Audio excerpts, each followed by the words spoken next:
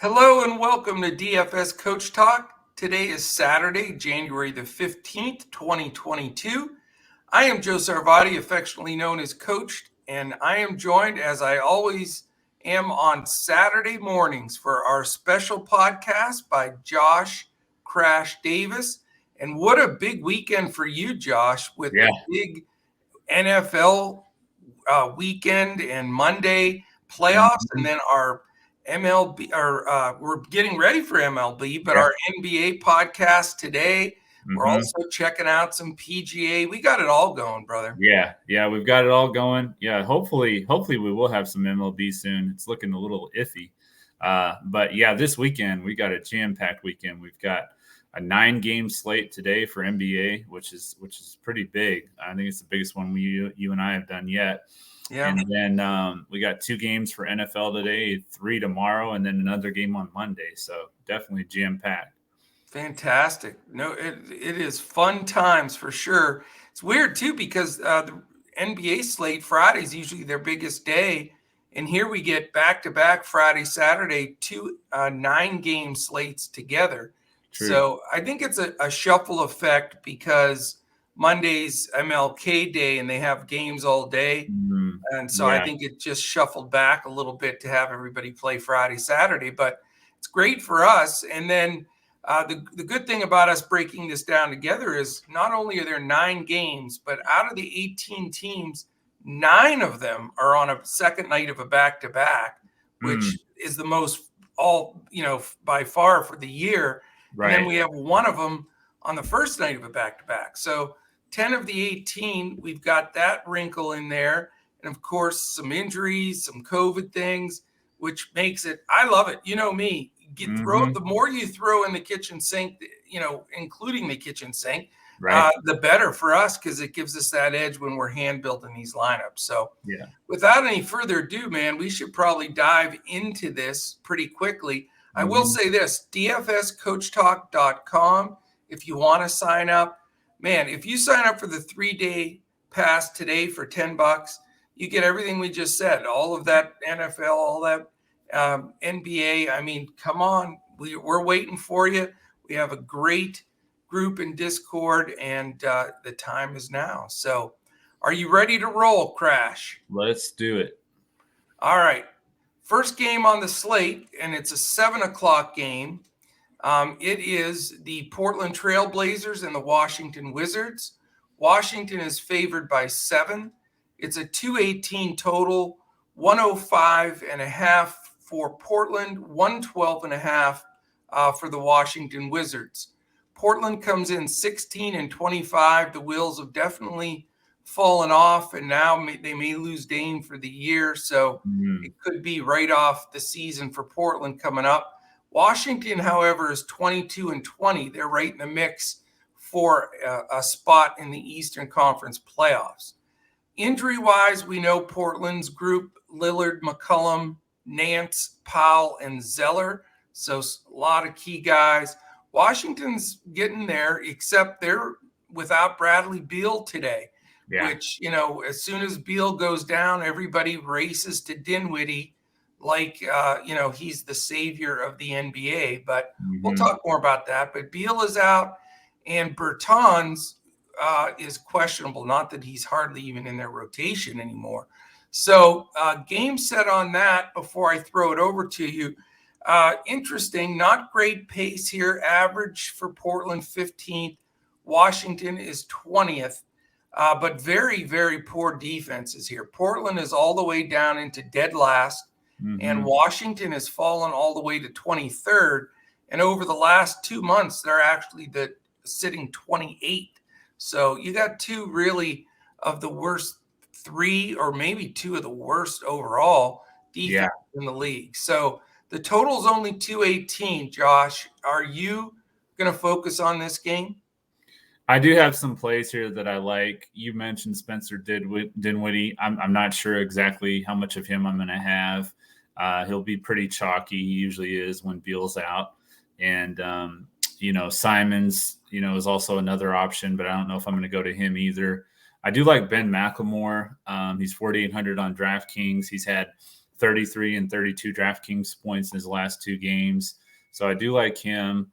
Kyle Kuzma, you could look at him. I mean, he's really surprised me this year, what he's been doing. I mean, He's gone he's crazy. got away from the Lakers and just, kind of been a completely different player than we saw in LA.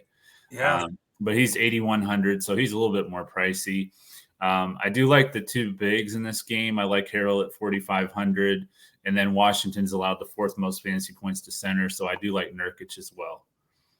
Yeah, I mean, this is an interesting game. There's really a lot of value here, if you ask me. I mean, Simon's at 7.2 and Dinwiddie at 6.8. That's on the lower end of that mid-range pricing, but you know what? Those guys are running the show. I mean, Simon's, I know he'll get some relief from Dennis Smith Jr., but when he's played, he's been terrific. And I really think both point guards there are well in play. I mean, those are the prices on DraftKings. Very fair, and they make sense. And, neither team is defending well. I agree with you on McLemore. We were spoiled there when he was 3.2 and 3.3, but he is all the way up to 4.8. And he does probably get some KCP defense, which scares me enough that I may fade Ben finally here. Nazir Little in play at 5.8 for me. Not sure if I want to go with Nurk. He's 7.8, which is in that mid-range. But now that Washington has all their centers back, the rotation of Gafford, Harrell, and Thomas Bryant, you're getting 3 decent, starting style centers there, splitting minutes, and they're going to have a fresh body on Nurk for most of the game. So I do agree with you on Kuzma. I mean, my goodness, he's been incredible this last month, especially.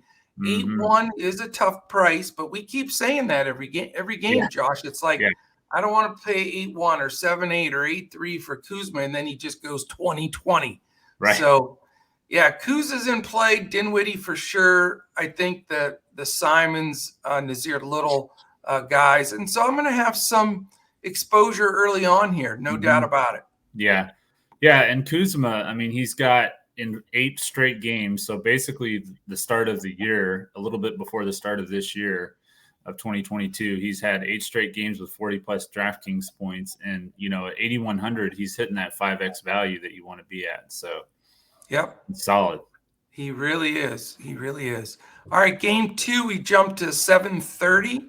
It's the New York Knicks and Atlanta Hawks. Atlanta favored by 3, only a 213.5 total.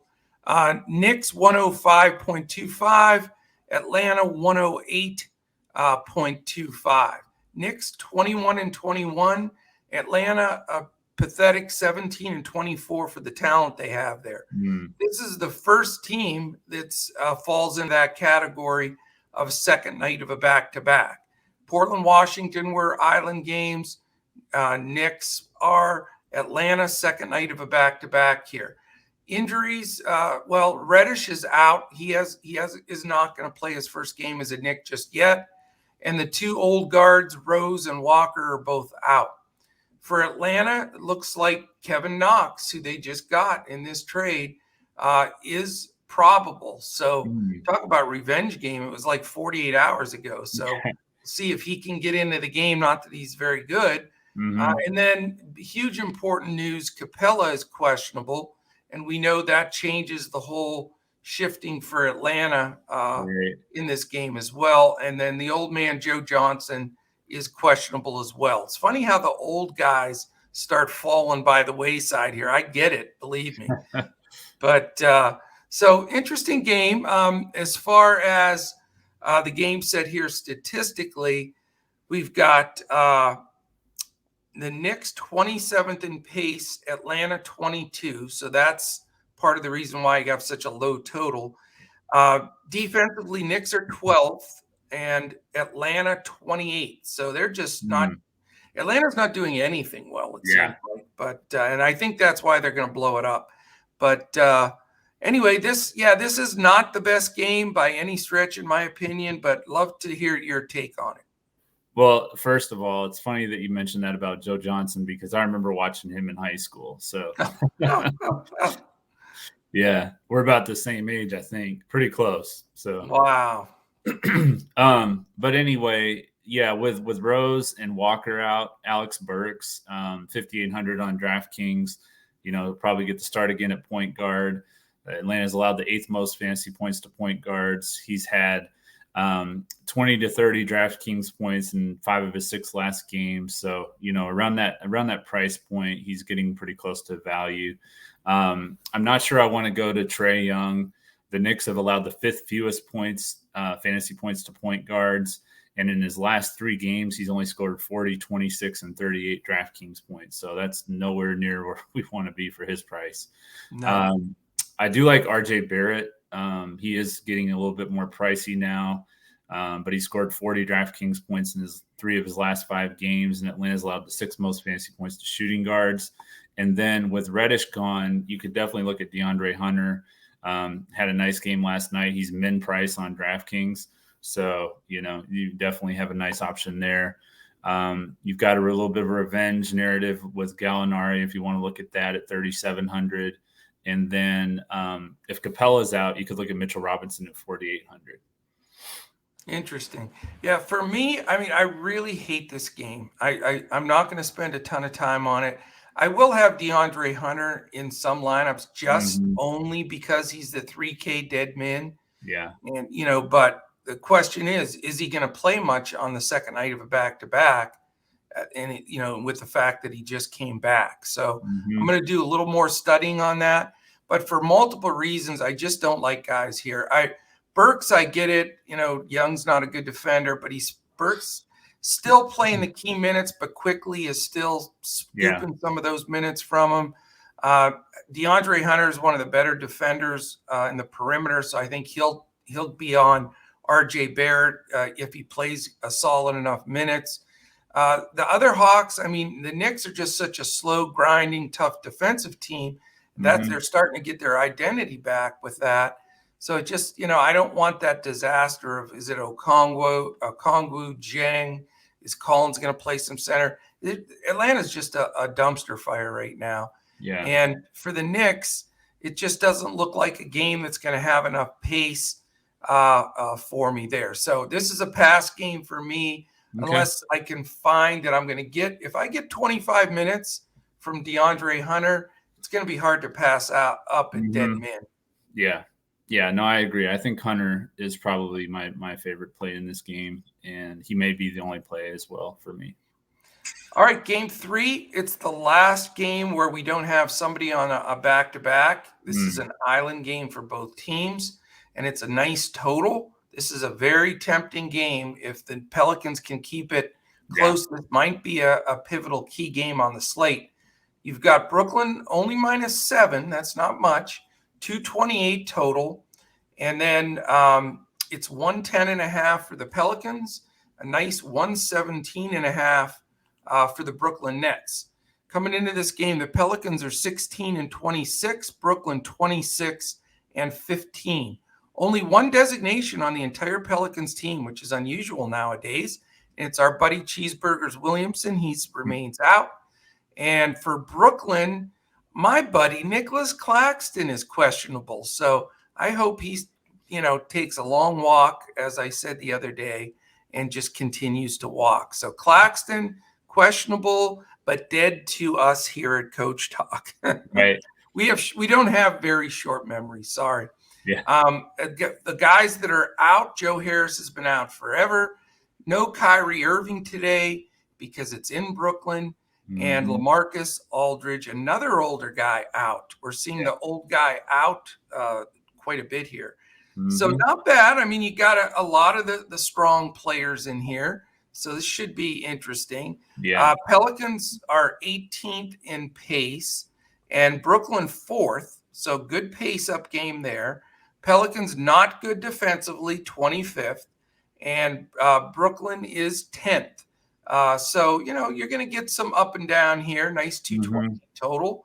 Are you going to key in on this game? Yeah, I think that you kind of have to make a choice between Harden and Durant. With Irving out, I'm leaning more towards Harden. Plus, you have the Ingram and Durant matchup. I think they kind of cancel each other out. They're both kind of long, lanky, defender type players. So, and then, New Orleans has allowed the 10th most fantasy points to point guards. Harden has back-to-back 60-point DraftKings games. So I do like James Harden here. And then, as you mentioned, with Aldridge out and Claxton being questionable, if those two are both out, then Day'Ron Sharpe at 3,600. I feel like that's a good value play. And that's really about it on the Brooklyn side. And I do like Devontae Graham for New Orleans. He's 5,500 on both sites, and Brooklyn's allowed the 6th most fantasy points to point guards. So interesting. Yeah, I am torn down the middle, Crash, on Harden and Durant. I mean, I am literally 50-50. I see both points, both what they can do here. They're 11-2 and 11 respectively. I'm going to have one of these guys.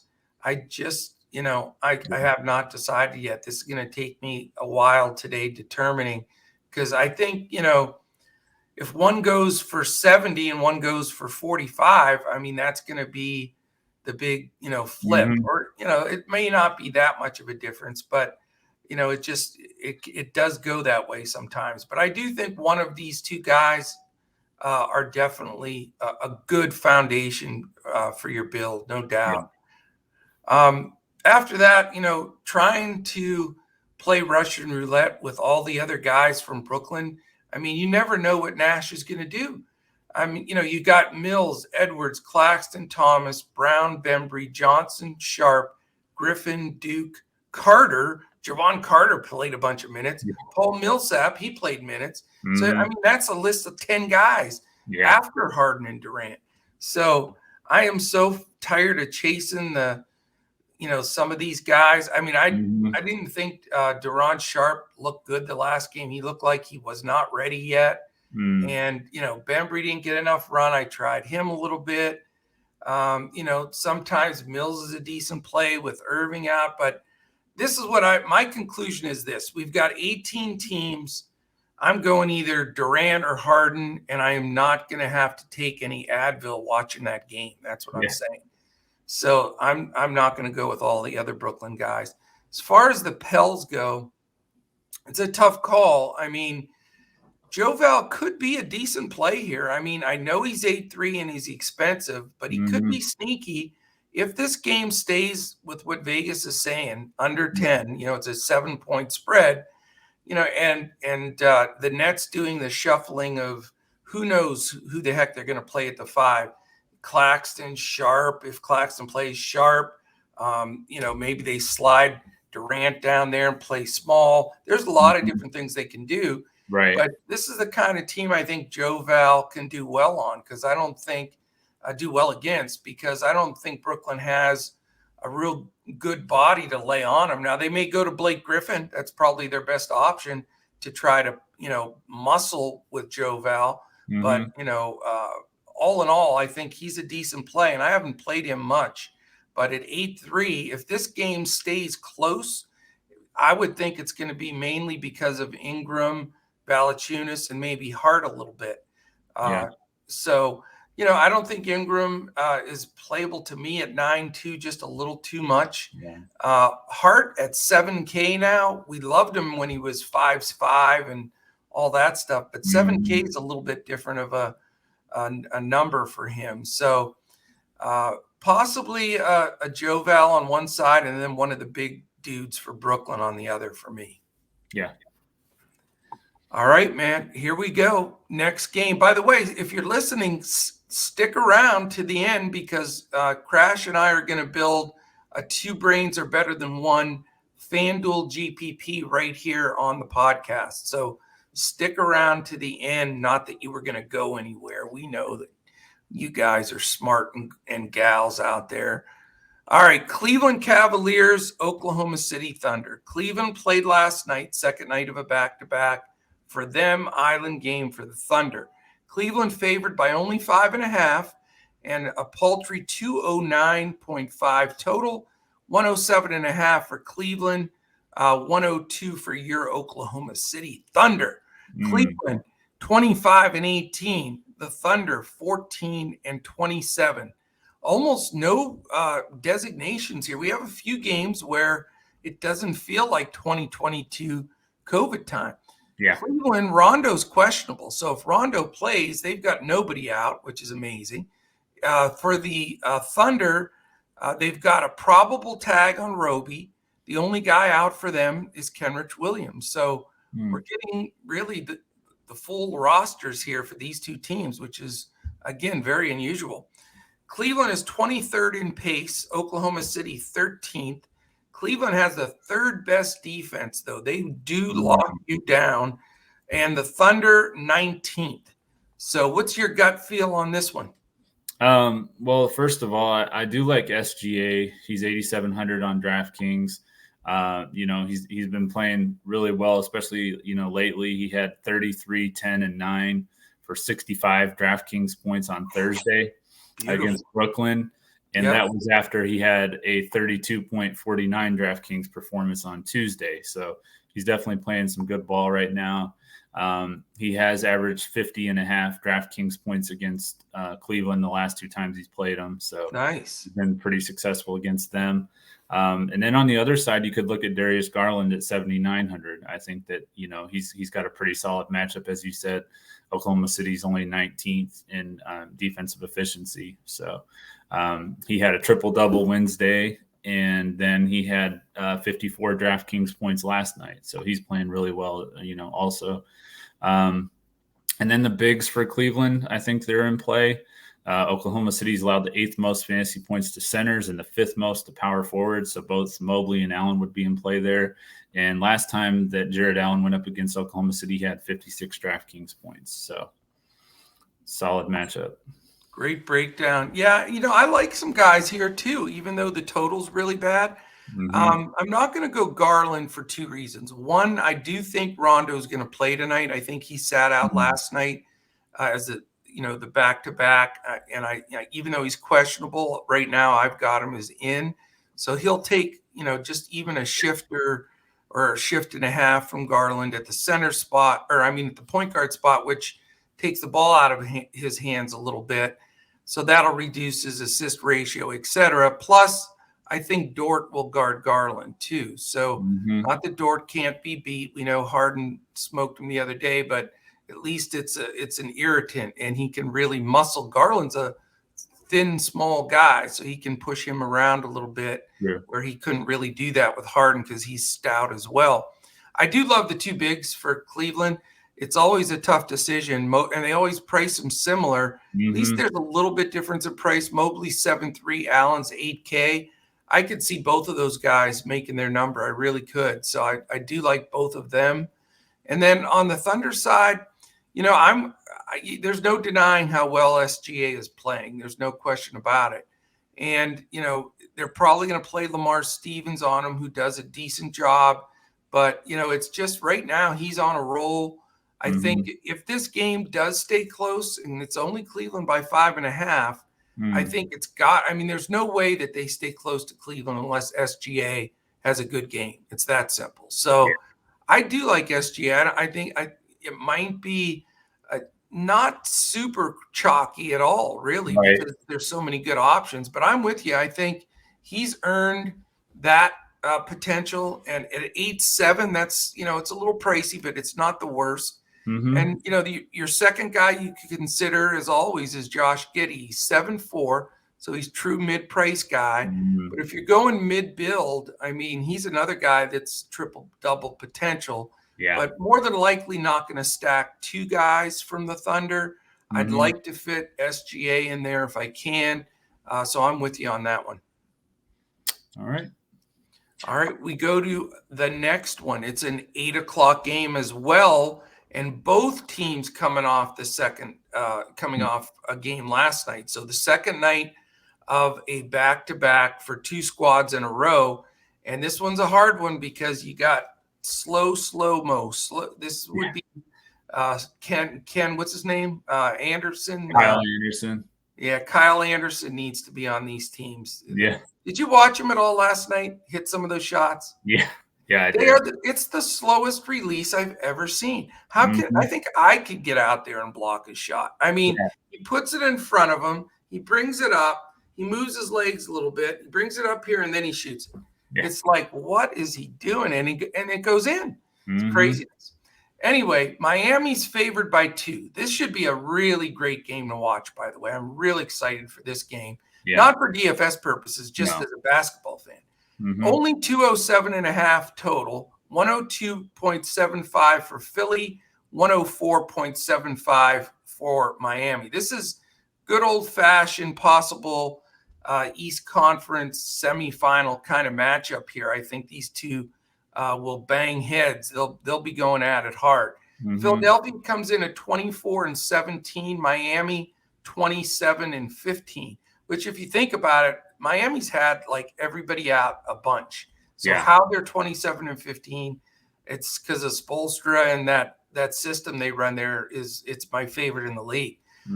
For Philly, Matisse Thybulle is questionable, and that does affect that starting rotation there. He's been starting lately. Danny Green also questionable. Shake Milton and Ben Simmons remain out. For Miami, you've got Garrett and Morris and Okpala are probable, so some depth help there. Bam and Oladipo remain out, and as of now, they have Jimmy Butler in as playing the second night of the back-to-back, which he did play last night.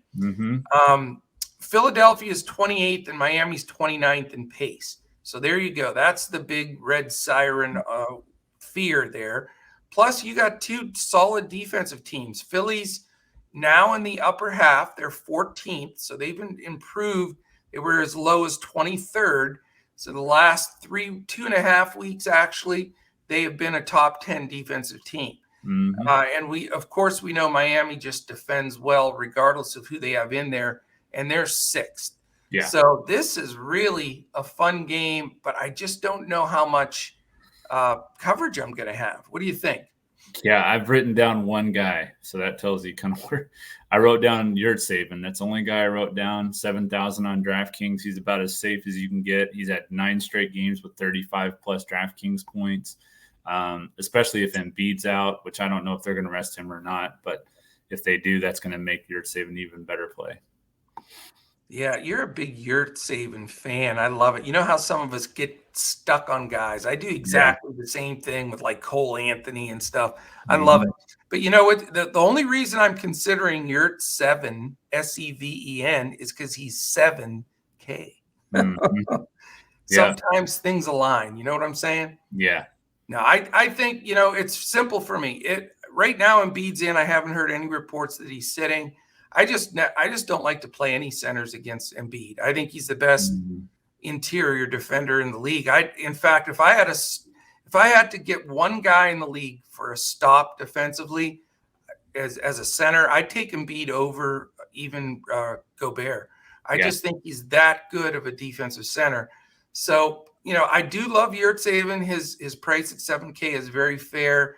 Dwayne Dedmon could get some backup minutes. There's, a couple of different things they can do. And I don't think he's a bad play. I do like Embiid defense. After that, Maxi's always priced so low that you're tempted because he's 5'7", and with Shake not playing at all, and there's just not really a true backup point. And so I always get tempted by Maxi because he's cheap. So, not sure I'm going to go there, though. And then if Matisse doesn't start, interesting to see if Danny Green plays. He's also questionable. Who's going to be that third guy in? Because when Korkmaz starts, he's 4'8", and he scores. So he's a decent DFS option, but that's only if he's starting for me. And, I'm assured of his minutes.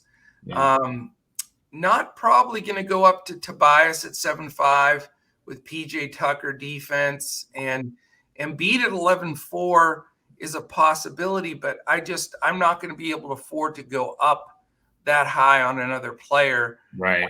I just don't think with having either Harden or Durant that I can do it. So not much on that side whatsoever.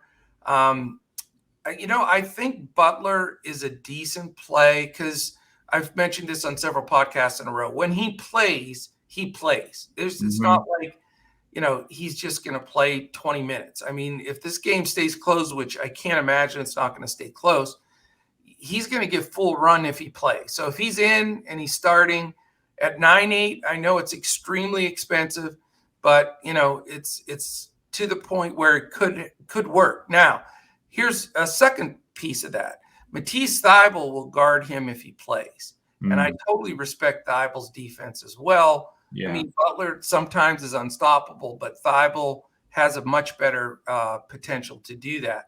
If Thybulle does get ruled out, so again, very news dependent, then they're in deep trouble if Butler's playing full minutes because they don't have a second guy to guard him. Simmons would guard him when he played.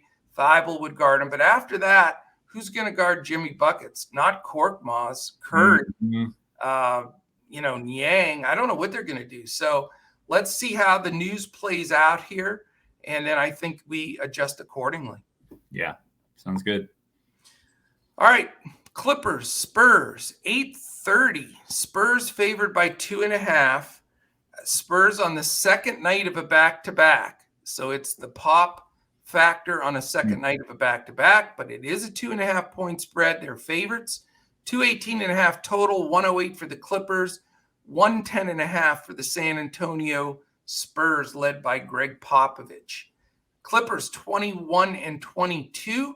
Somehow staying alive with basically no George forever, and they haven't had Kawhi all season, but they're hanging tough. Spurs 15-27, somewhat rebuild time for the Spurs. Again, Clippers on an island game, Spurs second night of a back-to-back. Hartenstein is questionable to back up Zubac at center. He's been out for a while. Then, of course, they have George, Kennard, Leonard, Preston, and Winslow all out. For the Spurs, it's Trey Jones and Derek White remains out, which is an important – oh, I'm sorry, he's questionable. Trey Jones and Derek White are questionable. So we'll see. That does make a difference in that backcourt rotation. Yeah. The only guy already ruled out for San Antonio, and he's been all year, is Zach Collins. We mention him every day. I don't know if he's ever going to play, but at least he gets a mention. So he gets a royalties check. All right, interesting game here, man. This, as far as pace here, we've got two solid pace, teams here. So that's 218's very fair. You got Clippers 11th and Spurs 7th. So, there's going to be some up and down. The defense, though, for the Clippers has been terrific. That's why they're 500 with none of their good players. They're fourth in the league defensively. So kudos to that squad for getting after it. Spurs, not so much. They're 20th. So, this is one of those pivotal games. It could be important. It could be meaningless. Your guess is as good as mine, man. This is a tough one to figure out. Yeah, I've got a couple of plays from this game that I really like for San Antonio. Especially, we'll have to check the news and see if Derek White's going to be out. But if he is, DeJounte Murray, he's 10,600, so he is very expensive. But he's had 50-plus DraftKings points in 5 of his last 6 games. He had 73.5 on Wednesday. He had 60 last night. He had 72.8 the last time he played the Clippers. Good and Lord. The interesting thing there is that was also on the second night of a back-to-back. So I'm not as completely spooked off of that, with that being the case there. So I do like Murray for sure. And then Jacob Poeltl, 6,600 over on DraftKings. He had 48.8 DraftKings points last time they played against the Clippers. And I do think that's a position where you can expose the Clippers a little bit down low. So good. That's point. It for me. Nothing on the Clippers side? I don't have anything on the Clippers side. Not, on a smaller slate, I probably would have, but I don't want to chase the Amir Coffey and Luke Kennard and Terrence Mann and those kind of guys. I'm with you, and they can sting you right square in the backside, no doubt. First of all, I love your, what you dug up there on DeJounte Murray. His numbers lately have been sick. And the fact that he did that on the second night of a back-to-back is fantastic. I just, I know the pace is good here. And watching Murray, man, he is a star. He's going to be an all-star player. I just don't know if I could do the 10-6 number against the Mhm. best defense in the Clippers. I know I say that a lot, and then he throws 60 or 70 on the board. So I get it. I mean, I'm not blaming anybody that wants to go there, but I'm just not going to race to it. I'm not going to waste my time talking about all the rest of these Spurs. I mean, if White plays or not, they still have Vassell and Walker and Forbes and McDermott. I mean, you go on and on. He's been playing primo some. Keldon Johnson somewhat disappeared. Mhm. It's just such a bunch of rotation. You've got Drew Eubanks in there backing up Pirtle, and Yeah. Pirtle, will have to face a fairly fresh center now with Zubats and maybe Hartenstein back, and they play a Ibaka at center who's solid defensively. Mhm. So I just don't feel comfortable with any Spurs. I'm always sweating, and when it's the second night of a back-to-back especially, I just, the stress is not worth it. Yeah. Clippers-wise, I agree with you. I mean, it's a crapshoot who gets it done for them. Is it Jackson? Coffee steps up occasionally. Marcus Morris has been fairly good, but he's 6'7" now. Batum on occasion at 4.2 can really get you 7-8x, but he can also get you 15. So Zubats has been awful. I wouldn't even consider him at this point. Terrence Mann all over the board. Bledsoe, who knows if he's going to start or not. If off the bench, does he get enough minutes? So all in all, that I say that I believe this is going to be one of my past games, which is nice that you can do that when you have 9 games like this. You don't have to force somebody in and then hold your breath, Right. Yep. All right, I'm ready to move on to the next one if you are. I am. 3 games left. This one is an 8:30 game. It is a good one, too. Chicago at Boston. Both teams coming off a game last night, second night of the back-to-back. We know Levine is out for the Bulls after tweaking the knee with nobody around him, nobody touched him, and it is still hurts my stomach right now, so we won't dwell on it. But both of these teams have been really good lately. Boston's favored by 5 here, and it's a 218.5 total, 106.75 for Chicago, 111.75 for Boston. So this is going to be a fun game to watch and even to roster in DFS, I think. Chicago's 27-13. Boston is still 1 game below 500 at 21-22, but they're showing some signs of improvement. Boston is basically full strength here. They have Marcus Smart probable, which definitely crushes Schroeder's hopes, I think. But Boston full strength at home against a banged up Chicago team. I'll tell you, I'd put my money on Boston, but we'll see. For Chicago, these are the guys out: Caruso, Cook, Green, Jones, Levine, and Williams. So, I know that sometimes we look at these games and it looks obvious one side over the other, and then the other team blows them out. So you never really truly know, but it just seems like 2 teams sort of going in the opposite direction at this moment.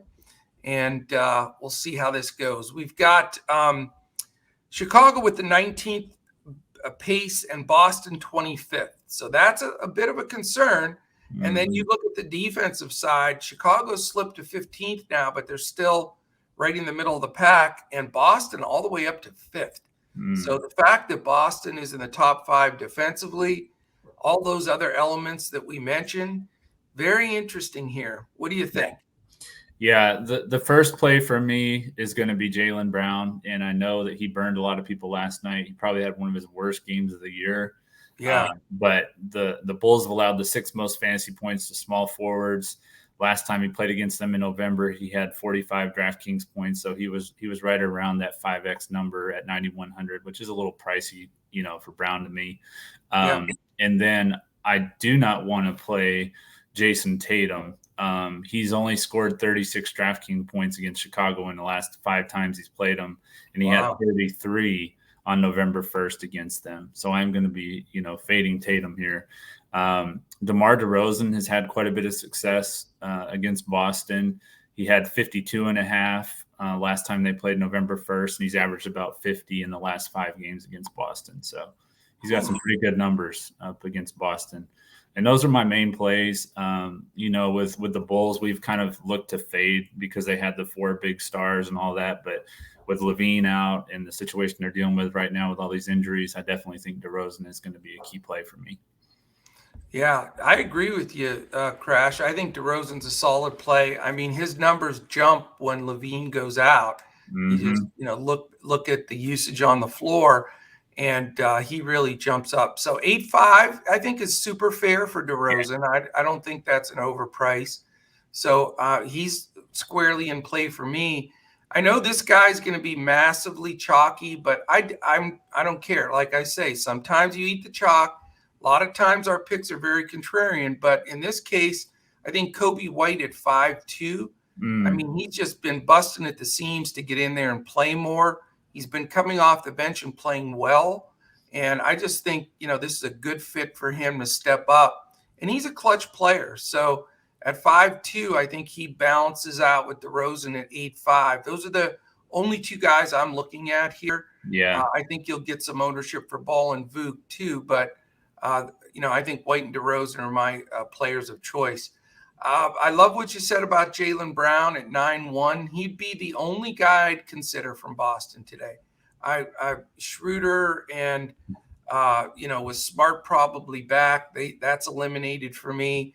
I'm with you. I've seen Tatum's consistently just underperformed against Chicago. Not that could happen here, but statistically speaking, he has not played well against them. Yeah. Horford's been in an awful slump for like 2 weeks, so he's somewhat useless. And Robert Williams is just priced too high for me to take that risk. He's almost $7K, and it's just, I know he can have good games, but you never know for sure about his minutes. And, he's great when he's like 5'3" and 5'6", but not at 6'9". Yeah. Yeah, Horford, he's 5'2" on DraftKings, and he was playing way above that number earlier in the year. And in fact, he had 42.5 DraftKings points last time he played against the Bulls, but he was just in a completely different rhythm at that time. He's not been looking anything like that. No, he's completely slumped. I mean, he's a pro. He'll play out of it, but man, you can't count on him right now at all. Yeah. All right, we have the last 2 games. We have a 9 and a 9:30. So weird. No 10 o'clock, no 10:30 games tonight. Definitely strange. The 9 o'clock game is the Los Angeles Lakers and Denver Nuggets. This game's going to get a ton of activity, probably one of the highest owned games on the slate. Everybody's interested in this one. Denver's favored by 4. Nice, solid 224.5 total. 110.25 for the Lakers. 114.25 for the Denver Nuggets. Lakers come in 500, 21-21. Denver 21-19. So they're pretty much in the same boat. Important game for both. Lakers Island game, big advantage, but they have to go play in the thin air up in Denver. Denver first night of a back-to-back. They're the only team in that designation today. So certainly going to tool it up for the Lakers tonight, and we'll see what they have left tomorrow for their back-to-back. As far as injuries go, guess what? You're not going to believe this, Crash. What's that? LeBron James is probable. He's not questionable? No, he's probable, man, for the 1,000th game in a row. Last year, he was questionable every game. This year, he's probable. Aren't we all technically just probable day to day? Right. Especially right now. So it's such a joke. Why do they let them do that? I don't know. It's bizarre. Anyway, we have questionable tags on Carmelo Anthony and your favorite Dwight Howard. No, I'm just kidding. Those 2 are questionable. They may need a little Dwight muscle to smack Jokic around a little bit. And then you have Anthony Davis and Kendrick Nunn have been out for quite some time. For Denver, you have a probable tag on Bol and Will Barton, and you have out for Canchar and Murray. So very interesting game here. Lakers are the fastest team in the league right now, top pace. So huge pace-up game for Denver, who's 21st. So that gives a couple extra check marks to some of these Denver players. Mm-hmm. And then defensively, both teams just slightly under league average. Lakers 16th, Denver 17th. So is this one of those joker or bust at 12-6? Not for me. Nope. Too expensive. Okay. Especially on DraftKings at 12-6. I mean, he's 11-1 on FanDuel, so it's a little bit, more palatable over there. But yeah, on DraftKings at 12-6, I'm just not going to go there. And then we have LeBron at center, which I don't understand. I don't understand that at all. He's center only. Center only. I know. So that's just going to throw him out of the equation for me, because there's too many centers on this slate that you can choose at half that price. So. Have they lost their minds putting him at center only? I mean, if you want to put him center as a split, like small forward center or point guard center, whatever, but center only? Yeah. I guess the only thing is because you can put him in the utility spot. With this being the late game, especially, it wouldn't be too bad of an idea. But I still don't want to play him at center. It's crazy. And then, you've got the Lakers have allowed the second most fantasy points to both point guards and shooting guards. So both Campazzo and Morris are in play, as well as Will Barton. Campazzo's only 4,100, so that's a pretty good price for him. Barton's 5,900. And then my guy lately has been Malik Monk. He's 5,700 on FanDuel. He's 6,500 on DraftKings. He scored 40 plus in 3 of his last 4 games. So he's just been very solid. So Monk is probably my favorite play in this game. Yeah, I don't blame you. I mean, Monk's really been their second best player. Yeah. Since Davis has gone down. It's hard to believe he wasn't hardly getting any minutes. But other than James, Monk's been really their second go-to guy. This is just a very difficult game to figure out. I think it's going to be a little overowned. So how I am about that. When I see games that are going to be overowned, I have more of a propensity to fade guys. But I think Monk at 6'5" has to be considered. I don't know. I'm probably not going LeBron James at 11-9. I think he's going to get Aaron Gordon defense, and I really like Aaron Gordon defense. So I don't want to go up there. And after that, really, I mean, is anybody else on the Lakers rosterable? No, I mean, really. That's the question. Whoever buys Westbrook at 9-6, Bradley, Trevor Ariza, THT, Austin Reeves. I mean, seriously? Mm-hmm. They're not a good team. And the fact that they're 500, LeBron, it's unbelievable that he's carrying. It reminds me of the days when he played in Cleveland the first go around. Yeah. When it was him and a bunch of complete schmucks. And people can't even remember their names. The only guy that ever got any attention on the other team was Ilgauskas back in the day. But right. I can't even remember some of some guard, Booby something or whatever the heck his name was from Texas. Booby Gibson was one of their, Mo Williams, right? Williams, yeah. But they were bad. I mean, but this team is starting to look like one of those, plug in a bunch of guys that stink around LeBron and let him be a superstar.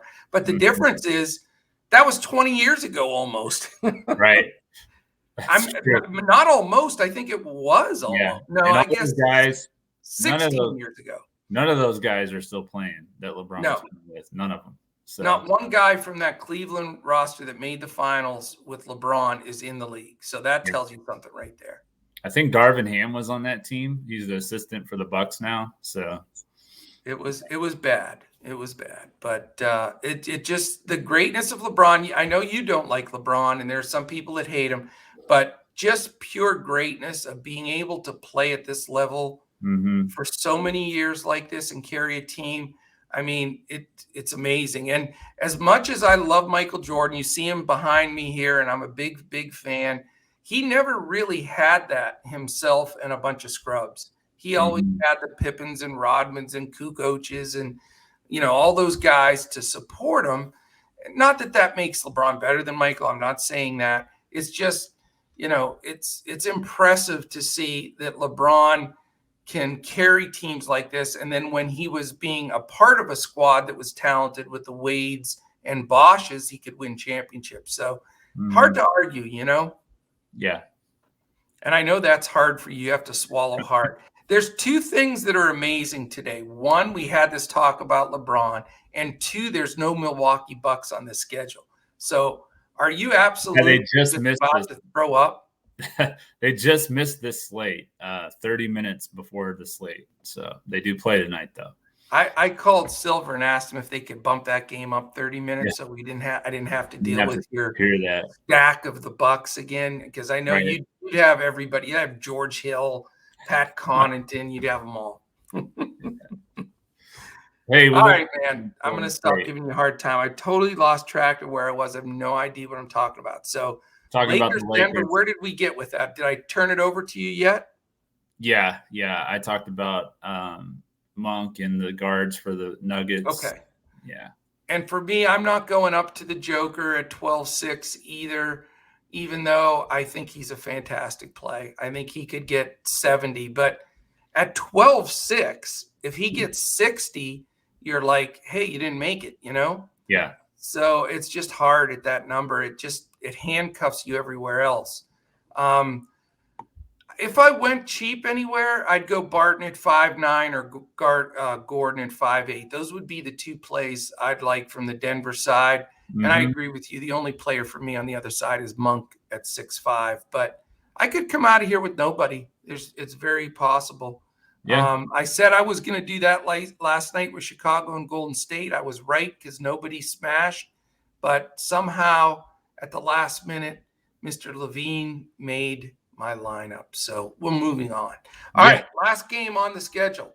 9:30, Orlando and Dallas. How about the stretch in that third quarter from Luka? Was that sick? That was incredible. Yeah. Like 6 shots in a row, 1 foot fading away, backing up. He did the Dirk was proud of the one shot on the tip of his left toe off bounds, falling back. I mean, when Luke is on, man, he is a blast to watch. Yeah. So I'm very interested to get your take here, but let me put the game set in place. Dallas is favored by 10.5. Both teams coming off of a back-to-back and a lot of news. So this game is just so confusing right now. That you got the only double-digit favorite of the night, and it's only a 208.5 total. So you very rarely see a double-digit favoritism and under 210 total. Orlando's a stinking 99 implied. Mavericks are 109.5. Orlando comes in at a stellar 8-35. Dallas on a bit of a roll, busted up Memphis strong last night. They are 23-19. For Dallas, paper Kleenex tissue Porzingis is doubtful. He's not going to play, I read, for the next 2 games, by the way. Willie Cauley-Stein out for personal reasons. He may be getting traded from what I read too. Orlando, 2 massively important question marks here will change the entire outlook of this game. Wendell Carter and Mo Bamba are both questionable. So neither one played last night. So it makes me think that either one of them or both of them are going to play tonight. But we need that news. So if you're playing anybody, this is the last game of the night. It's 30 minutes after the Lakers-Denver. So you're not going to have a lot of swappable options. So keep your ears out for the news on Carter and Bamba because it's extremely important. Yeah. The guys that are out for Orlando are MCW, Fultz, Isaac, and Moore.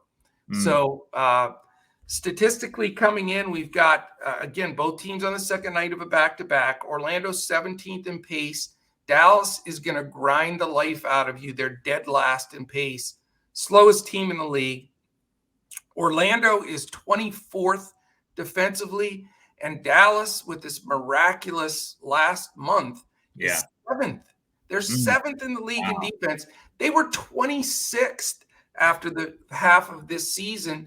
In the second half of this season so far, like a 20-game split or whatever, they've been second only to Memphis in the entire league defensively. So that I know I sound like I'm tooting the horn to the Mavs, but I was so impressed with their game last night against the Grizz. The question is, does Luka play, which I think he will. He played, I think, 31 minutes last night, but he wasn't overextended. Mm-hmm. And, just this is a tough call, man. I can't wait to get your take here. Yeah, it's between him and Harden really for that pay up point guard spot.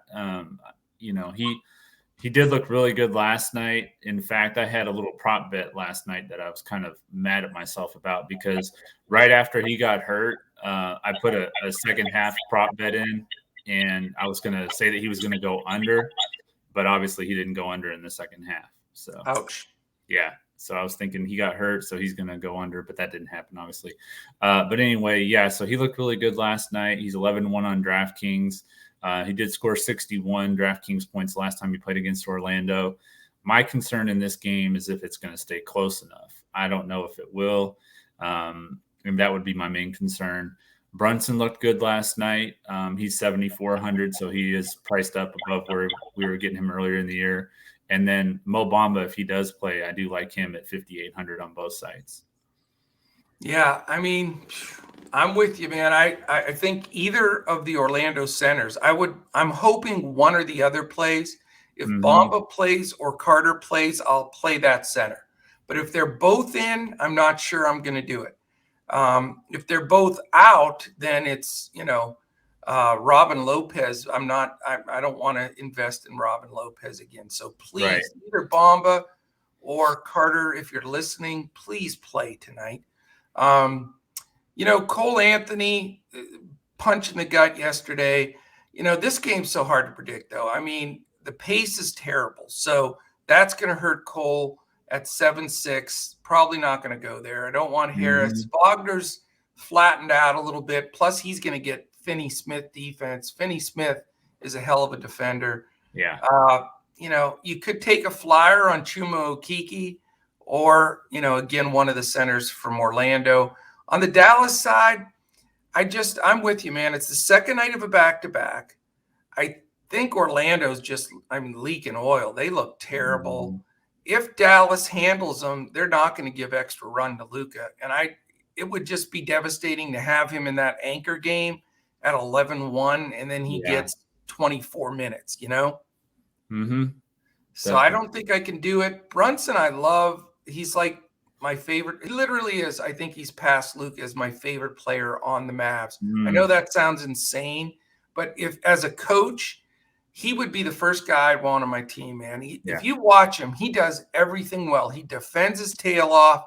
He rebounds a little. He does all the small things, gets on the floor, takes charges. He's just a coach's dream. But at that mid-price 7-4, again with blowout potential, too worried about that. Finney Smith at 4-6 is starting to play himself into a rosterable guy at the cheap price. But again, I'm not sure here. I need news in order to make any decisions there. What I could see myself doing, though, is plugging like you're looking at doing Mo Bamba in that rotation spot. So if he does get knocked out, I'll have a 2v2 setup that I could put Carter in there or flip it with a Brunson or somebody on the other side. So I'd like to have some, a little bit of coverage here, but nothing spectacular. All right, man. I know we're going long, so let's dive right into the two brains are better than one lineup. I will say this very quickly, though. If you want to join dfscoachtalk.com, we have something we're calling the 4 Sports Special, and you sign up today, you're good all the way until June 16th, which is the end of the NBA playoffs. So you get all of our baseball every day, all of our football through the playoffs and Super Bowl, all of our basketball, obviously, because then through the playoffs and everything else, and then all of our golf every week. It's our 4 sports that we cover. We don't try to cover badminton and curling and axe throwing and some of the crazy stuff out there. We focus on the 4 sports and we just crush it. So we're not just dumping stuff into an optimizer.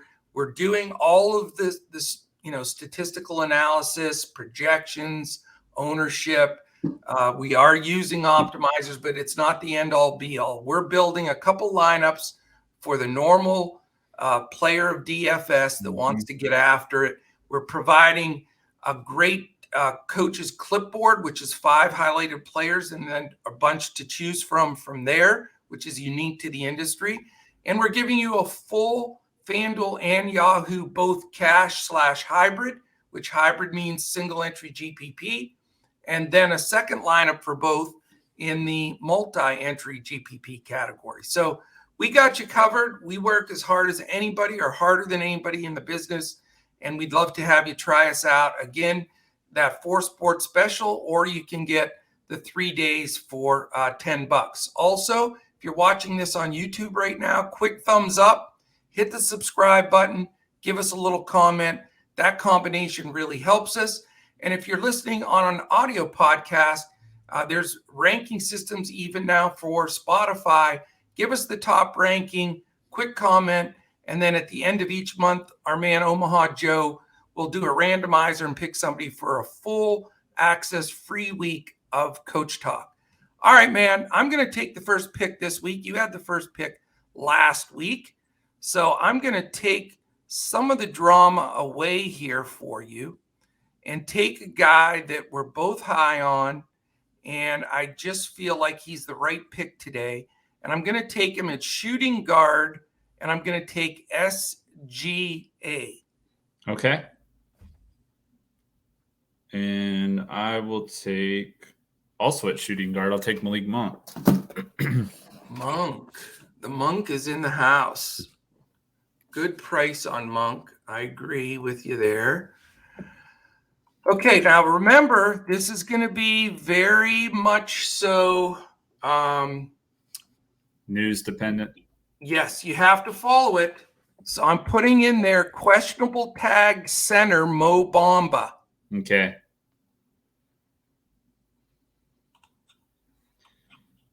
And I will put DeMar DeRozan at small forward.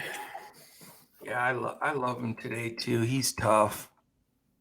All right, I'm gonna put the cuffs on you a bit here, even though I haven't made up my decision, and I know that it's not the direction you would go. Hopefully, you'll humor me here and let me go with 10-9 Kevin Durant at power forward. Okay. So now we got some scrambling. 5,300 left per guy, but we got some studs in there: DeRozan, SGA, and Durant. I will give us a little bit of salary and take DeAndre Hunter at 45 at small forward. Okay, good pick. Good pick there, Mr. Crash. How about 5'2" Kobe White at point guard? With Kobe, now, do you have any concerns about Marcus Smart guarding him, or do you think that he's going to guard who would be left for him to guard? I think Marcus Smart guards Lonzo Ball. Lonzo Ball. Okay. Yep. So we have a point guard and a power forward, 57.50 per man. Who's going to back up Levine then? Shooting guard. I mean, well, Levine's out, so Kobe will start it at the 2 alongside of Lonzo Ball.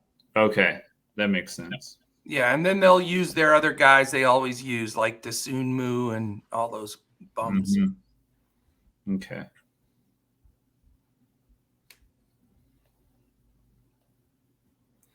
And I will take your guy Brunson at 6K point guard.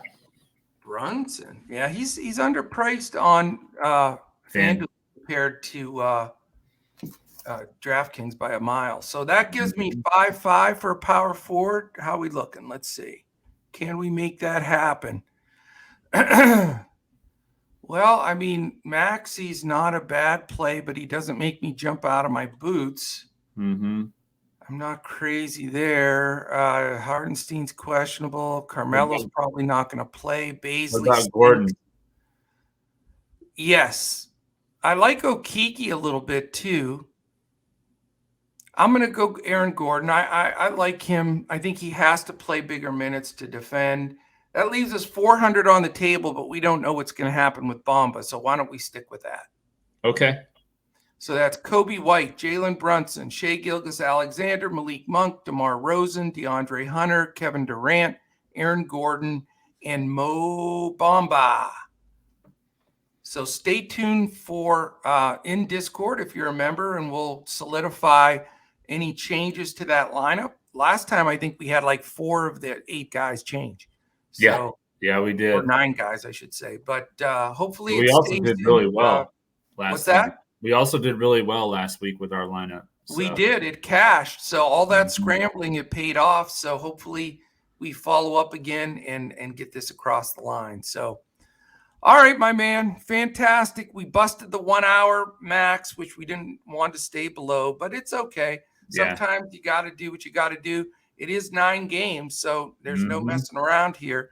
So we'll get this posted as soon as possible. But any final words on your side? No, just getting ready to finish up my NFL research for the day and sit back and watch football and basketball tonight. Fantastic. And a little golf mixed in too for me. Yeah. So, yeah. Well, enjoy it, man. I love this Saturday. I look forward to it each week. And let's keep this streak going with our 2 brains lineup, and we'll go from there. So thank you, everybody, for tuning in. And I'll be back tomorrow for a small one. It's only a 3-game main slate tomorrow, so a little teeny one. So we'll be concentrating a lot more on the final round of that Sony Open in golf, and then, of course, the NFL playoffs. And by the way, did you know the Dallas Cowboys play tomorrow? Did not know that. Yeah, at least we don't have to watch those stupid Packers, by the way. Yeah. Okay, well, let's close out the show. Good luck to you too, man. I'll give you a handshake, Packers, Cowboys. Maybe we meet we'd meet in the finals, right? McCarthy and Rodgers NFC Championship game would be something else. That would be fun. That would be. Especially, I don't want it to be -5 though in Green Bay. That'd be a killer. Yeah, it's looking pretty rough this coming weekend when they're supposed to play. So maybe they'll play the weekend after in the NFC Championship. And it might be. I hope so. We'll see how it goes, man. Yeah. All right, everybody, enjoy it. Great day. Thank you so much for listening. And DFSCoachTalk.com. Come join us. Have a great one. Enjoy your Saturday, and we'll be back again tomorrow when we look to crush it in DFS.